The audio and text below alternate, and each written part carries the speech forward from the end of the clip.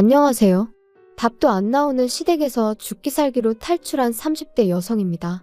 저도 제 인생이 이렇게 될 줄은 몰랐어요. 어디서부터 이야기해야 하나 싶은데 결혼할 때만 하더라도 주변에서들 정말 다 부러워했거든요. 저 시집 잘 간다면서 말이죠. 정작 제 스스로는 이게 잘 가는 건가 긴가민가 했는데 사람들이 하도 부러워하니까 그런가 보다 한 제 잘못이라 하면 맞아요, 제 잘못이에요. 왜냐하면 살아보니까 저한테 부럽다고 했던 사람들까지 다 미워질 정도로 이 결혼을 왜 했나 싶은 게 정말 속이 터졌거든요. 그래서 더는 사람들이 뭐라건 간에 신경 쓸 겨를도 없이 도망치게 됐고요. 남편하고는 대학원에서 만났어요. 둘 다 언젠가 교수가 되겠다는 같은 목표를 가진 사람들이었지요.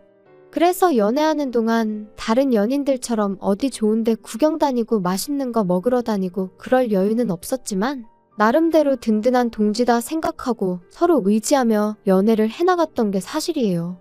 그런데 제가 석사를 마칠 무렵 저도 갑자기 왜 그렇게 제 마음이 달라졌는지 모르겠는데 저는 공부가 하기 싫어졌습니다.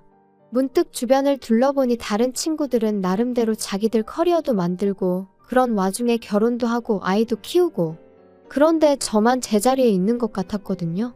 그리고 돌아보니 교수가 된다는 건 솔직히 뭐랄까 말하기가 조심스럽긴 하지만 사실 저희 친정어머니께서 아들이 없다는 이유로 시집살이를 호되게 당하셨어요. 그래서 언젠가부터 제 스스로 열아들 부럽지 않은 딸 하나가 되어드리겠다는 생각을 하게 되었죠. 의사든 교수든 소위 그럴싸한 직업을 가져야겠다는 생각도 그렇게 하게 된 거고요. 그런데 그런 생각으로만 살다 보니 저도 모르게 지쳤던 모양이에요. 그래서 친정부모님께 그간의 사정을 터놓고 말씀드리니 아쉬워하긴 하셨지만 동시에 저한테 많이 미안해 하셨습니다. 그런 줄도 모르고 조금만 더 하고 저를 채근하셨던 기억만 난다 하시면서 얼마나 부담스러웠겠냐 고생했다 하시대요. 아무튼 친정부모님의 허락도 떨어졌겠다. 남편에게도 제 결정을 알렸습니다. 이제 공부는 그만하고 다른 길을 가겠다고요. 그랬더니 남편이 저희 부모님보다 더 아쉬워하대요. 고지가 코앞인데 네 능력이 아깝다면서 말이죠. 하지만 저는 정말 요만큼의 미련도 없었어요. 그리고 이후로 그래도 학벌 덕분이라고 해야 할지 바로 대기업에 들어갔습니다. 약간의 잡음이 있긴 했지만 남편과 제 사이도 크게 달라진 바는 없었고요. 그리고 제가 직장생활 시작한 지 1년쯤 돼가던 시기에 남편이 먼저 프로포즈를 해왔습니다. 남편이 말하길 시부모님이 곧 사업을 정리하고 싶어 하시는데 기왕이면 그래도 현직에 계실 때 저희가 식을 올렸으면 하신다며 말이죠. 이제 와서 말이지만 제가 상상하던 프로포즈와는 거리가 있었고 그래서 좀 김이 샜던 게 사실이에요. 하지만 연애한 기간도 제법 길었고 하니 남편 마음 하나만 보고 프로포즈를 받아들였네요. 그런데 결혼식 올리고 정확히 한 달 만에 시댁이 망했습니다. 말 그대로 그냥 망해버렸어요. 사업이란 게 한치 앞을 볼 수 없는 거라지만 그래도 그렇게 순식간에 망할 수가 있나 싶었죠.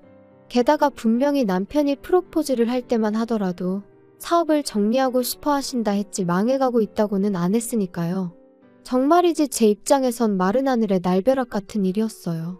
하지만 제가 이렇게 이야기를 하니 어머님이 말씀하시길 고지고대로 이야기했으면 제가 결혼을 했겠냐며 적반하장으로 나오시대요.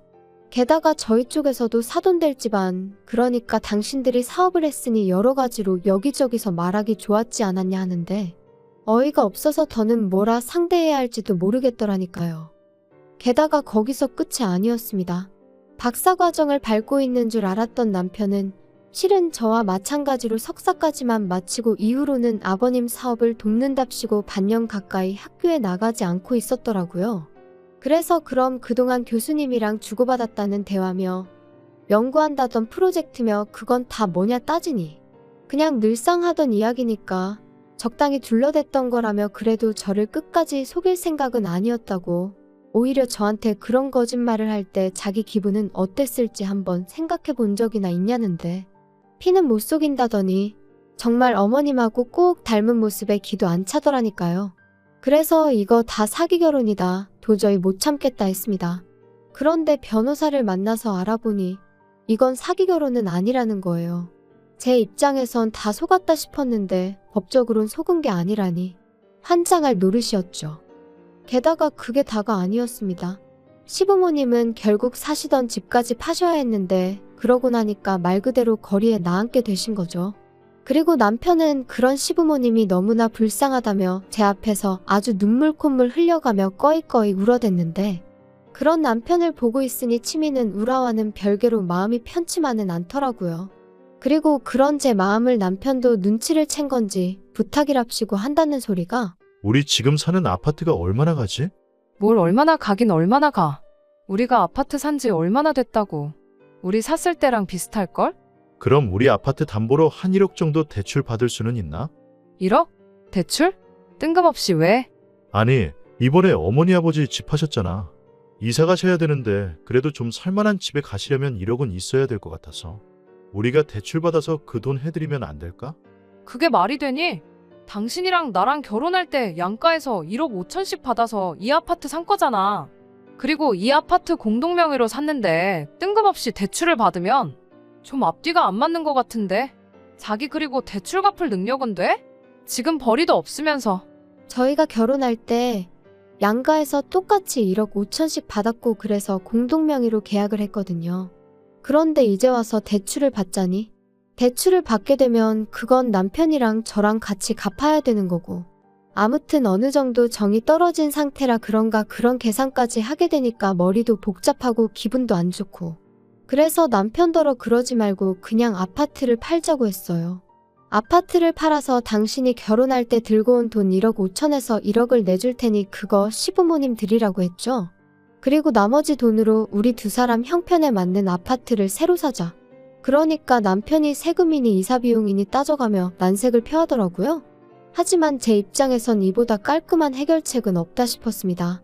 그래서 내 말대로 하는 것 말고는 다른 방법은 없다. 따로 시부모님한테 도움을 드릴 수도 없다 하고 딱 잘랐어요.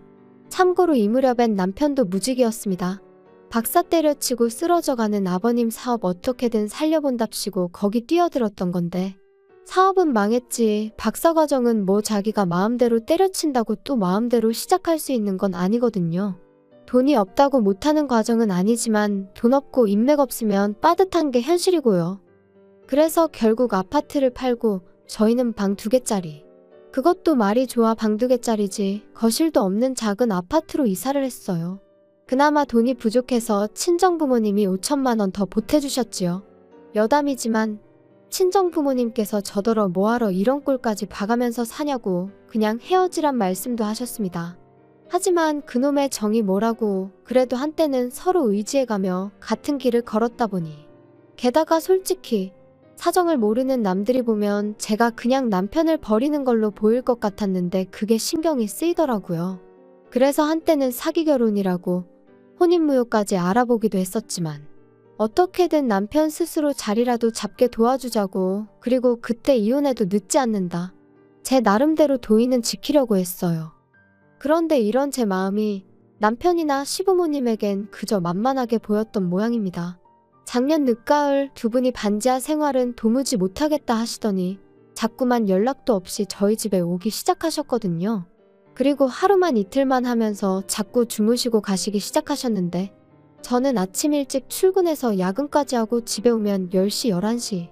그리고 퇴근한 제 눈앞에 놓여있는 건 산더미처럼 쌓여있는 설거지와 밀린 빨래들.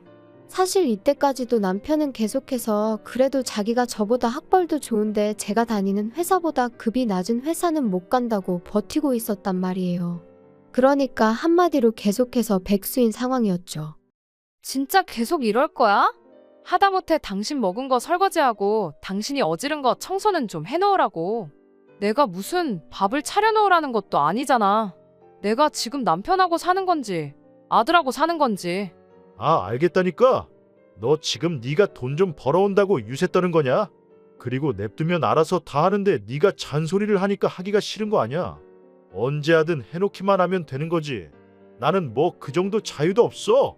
남편은 제가 조금만 뭐라 하면 목에 핏대를 세우기 일쑤였습니다. 그런 와중에 시부모님까지 오셔서 주무시고 가실 때면 한마디로 아나무인이 따로 없었지요. 그러니 아무리 좋게 생각하고 어떻게든 이 난관을 같이 해결해 나가보려고 해도 도무지 이건 아니다 싶더라고요. 그래서 결국 보다 못한 제가 어머님 아버님께 앞으로는 이렇게 연락 없이 오시지 마시라 했어요. 그리고 사시는 곳하고 저희 집이 얼마나 먼 것도 아니고 교통편이 없는 것도 아닌데 주무시고 가시는 일은 없었으면 좋겠다 했죠. 하지만 이후로도 어머님 아버님은 몇 번이고 저에게 한마디 말도 없이 제 집에 찾아오셨고 그뿐인가요? 언젠가부턴 부엌 찬장과 냉장고는 물론이고 제 서랍이나 옷장까지 뒤져보시면서 잔소리를 하시기 일쑤셨습니다. 한 번은 친정부모님이 제 생일이라고 사주신 명품 핸드백을 보시고는 시부모한테는 생활비랍시고 꼴랑 50만 원 보내주면서 저는 감히 핸드백을 산 거냐며 회의로 전화를 받지 못하던 저에게 30통의 부재중 통화를 남겨놓으신 적도 있지요. 저로서는 일단 제가 산 것도 아닌데 그런 오해를 받은 것도 억울했지만 설령 제가 샀다고 한들 제가 제 힘으로 번 돈인데 제가 핸드백 하나 샀다고 그 정도로 욕을 먹어야 하나 싶은 게 너무 속상하고 화가 나더라고요. 그래서 결국 참다 못해 남편에게 나 솔직히 당신 하나만으로도 너무 벅차. 근데 어머님 아버님까지 나를 말려죽이려고 작정이라도 하신 분들 마냥 도대체 왜 저러셔? 진짜 힘들어 죽겠어. 너무 부담스럽다고. 야, 뭐? 부담스러워? 너 지금 우리 부모님을 무슨 짐짝 취급이라도 하는 거야? 야, 막말로 네가 우리 엄마 입장이면 안 열받겠냐? 우리 엄마도 한때는 백화점을 놀이터처럼 드나들던 분인데 그런 분이 지금 저렇게 살고 계시니 속 터질 만하지. 근데 너는 뭐 한 번이라도 그런 우리 엄마 모시고 백화점에 가봤어? 맨날 장모님하고만 다니잖아 너. 아니 어머님이 힘드시면 나도 쇼핑하면 안 되는 거야? 그리고 나도 우리 엄마가 사주는 거고 내 돈으로 살 형편한데 당신이 한 푼도 안 벌어오잖아. 야, 너 유세냐? 그 얘기가 지금 왜 나와? 그리고 이런 무의미한 대화가 30분쯤 오갔을까? 남편이 한다는 말이 그러니까 이참에 어떻게든 자기 부모님도 숨통 좀 트이게 해드리자더니 대뜸 저희 친정부모님 가게 이야기를 꺼냈습니다. 참고로 저희 친정부모님은 30년 넘게 한식당을 운영하시다가 몇 년 전부터 백화점에 밀키트 형식으로 납품을 시작하셨고 이게 잘 되어서 2년 전부터 프랜차이즈 사업도 시작하게 되셨어요. 그리고 남편은 그 프랜차이즈를 들먹이며 시부모님한테 그 매장을 하나 차려드리자는 거였죠. 매장 차리는데 돈이 얼마나 드는지 알고는 하는 소리야? 그럴 돈이 어딨어? 대출 받으면 되잖아. 대출은 그냥 받아? 담보가 있어야 받지. 우리 사는 이 아파트. 이 아파트? 아니 왜 걸핏하면 아파트를 들먹거리는 거야. 그리고 이건 이제 내 아파트야. 야, 너 나 1억 5천 중에 1억만 줬으니까 아직 5천 여기 들어가 있거든. 진짜 어이없네. 그럼 뭐 5천까지 돌려달라는 거야? 대출 안 받아줄 거면 돌려줘. 그래 그럼 5천 받고 아예 이 집에서 나가. 내가 무슨 자원봉사자야? 생활비도 한 푼도 안 벌어오는 당신을 재워주고 먹여주고 그러게? 넌 뭐 말을 또 그렇게 하냐? 내가 마음만 먹으면 취직하는 거 일도 아니고 취직하면 너보다 잘 버는 것도 일도 아니야. 말 같지도 않은 소리만 골라서 하네. 5천 돌려줄 테니까 그 길로 짐 싸서 나갈 생각이나 하셔. 알겠어? 왜 대답 안 해? 야, 됐다. 말을 말자. 그리고 저는 이 정도면 남편이 더는 가게 일에 대해서는 말하지 않을 줄 알았는데 그로부터 며칠 뒤 친정어머니께서 연락을 해오셨습니다. 알고 보니 오전에 남편이 저랑 상의도 없이 시부모님을 모시고 저희 친정부모님을 직접 만나러 왔었다고요. 그리고는 대놓고 저희 부모님한테 서울 시내에 매장을 내신다고 하지 않으셨냐며 그 가게를 시부모님과 남편이 운영하게 해달라고 하더라나요?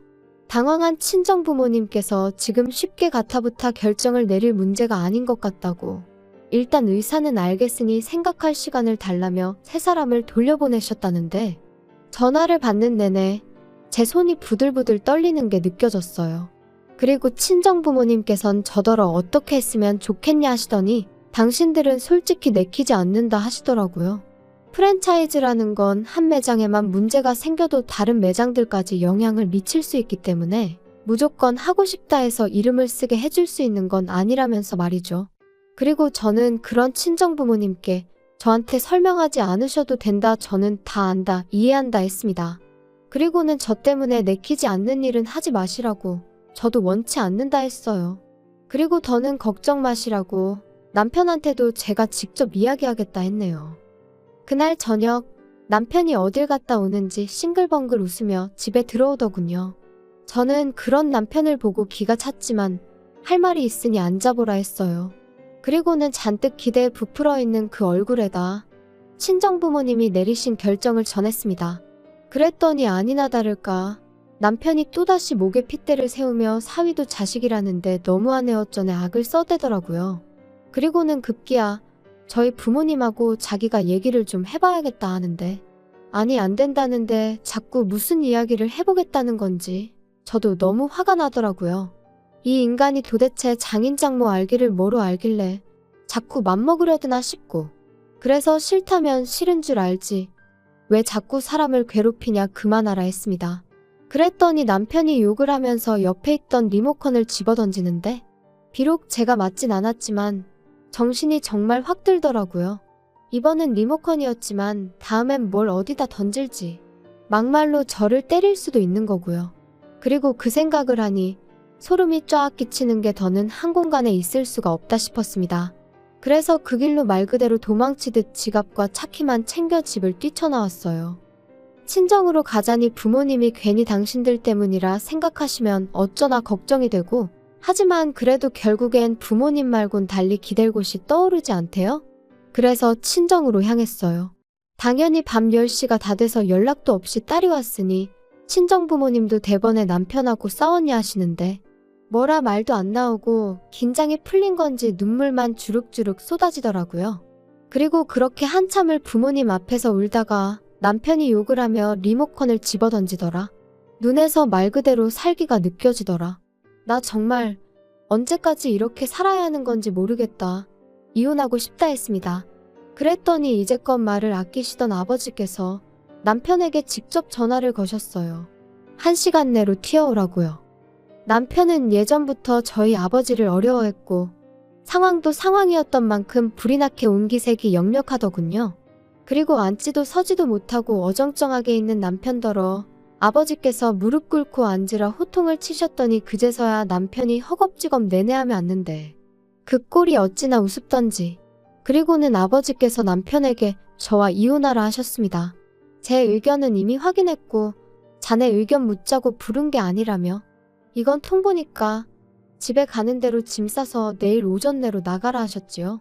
그러자 남편이 저랑 아버지를 번갈아 쳐다보며 갑자기 무슨 말씀이시냐. 부부싸움 좀 했다고 장인어른까지 나서서 이혼하라 마라 하시면 곤란하다 하고는 말대꾸를 하대요. 그리고 그런 남편에게 저희 아버지가 남편이 했던 것처럼 욕을 하며 리모컨을 던지셨어요. 남편은 지 머리라도 맞는 줄 알았는지 순간 양손으로 지 머리통을 감싸며 피했고요. 남편은 그제서야 저와 아버지께 번갈아 가며 싹싹 빌기 시작했어요. 자기가 경솔했다. 죄송하다. 그냥 요새 여러 가지로 스트레스를 받다 보니 순간 실수를 한 거라면서 말이죠. 그리고는 자기한테 한 번만 기회를 달라 저만 허락한다면 택배든 뭐든 일이라면 닥치는 대로 하겠다 하는데 솔직히 별로 와닿지가 않더라고요. 그리고 저는 이미 기회는 줄 만큼 줬었으니까요. 그래서 그런 남편에게 더는 시간 낭비하고 싶지 않다 했습니다. 그리고 제 확고한 태도를 보고는 아버지께서도 남편더러 이미 떠난 버스한테 다음에 일찍 나와 있겠다 하면 다시 돌아오더냐고 다 끝났다 하시더라고요. 이후로 이혼 안 해준다는 남편을 상대로 이혼 소송을 했고 당연히 결과는 제 예상대로 흘러갔어요. 결혼한 이후로 제대로 된 경제활동 한 번 하지 않은 남편과 그럼에도 불구하고 계속된 시부모님의 부당한 요구가 이혼 사유로 인정받았거든요. 그래서 1년이란 비교적 짧은 결혼 생활이었음에도 불구하고 많이는 아니지만 위자료 1,000만 원도 받게 되었죠.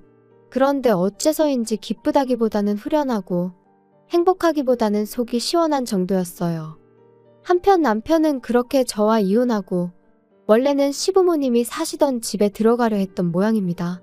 그런데 어이없게도 전세살이를 하고 계신 줄 알았던 시부모님은 월세살이를 하시며 그나마 가져가셨던 1억을 야금야금 쓰고 계셨던 거지요. 남편이나 저에겐 매번 못 먹고 못 쓰고 사시는 척 하셔놓고 뒤로는 여행도 다니시고 그래놓고는 남편한테는 그러니까 저한테 좀 잘하지 왜 이 사단을 만들었냐고 역성을 내셨나봐요. 남편이 저랑 살 때가 좋았다며 후회된다 그립다 개소리 찍찍 써가지고 문자를 보냈던데 어찌나 재수가 없던지. 뭐 지 말로는 자기는 고시원으로 일단 들어가게 되었다면서 거기서 자기 나름대로 일자리도 구하고 열심히 살고 있을 테니 제 마음 풀어지면 연락 달라나요? 이쯤 되면 고시원이 아니라 어디 병원에 입원을 해야 하는 거 아닌가 싶은데. 아무튼 어떻게 마무리를 해야 하나 싶은데 여기까지입니다. 저는 그 어느 때보다 잘 지내고 있거든요. 집에서 스트레스 주는 인간이 없으니 몸도 마음도 한층 건강해지는 기분이에요. 경제적으로 여유가 생긴 건 뭐 말할 필요도 없지요. 여러분도 혹시 옆에 노답인 인간이 있는데 혹시나 하는 마음으로 기다려주고 계시다면 제 경험상 사람 잘 안 바뀝니다. 일단 내 자신의 행복과 건강부터 챙기는 게 제일 중요한 것 같고요. 조금씩 따뜻해지고 있는 지금 날씨처럼 여러분의 하루도 어제보다 따뜻한 하루가 되시길 바라겠습니다.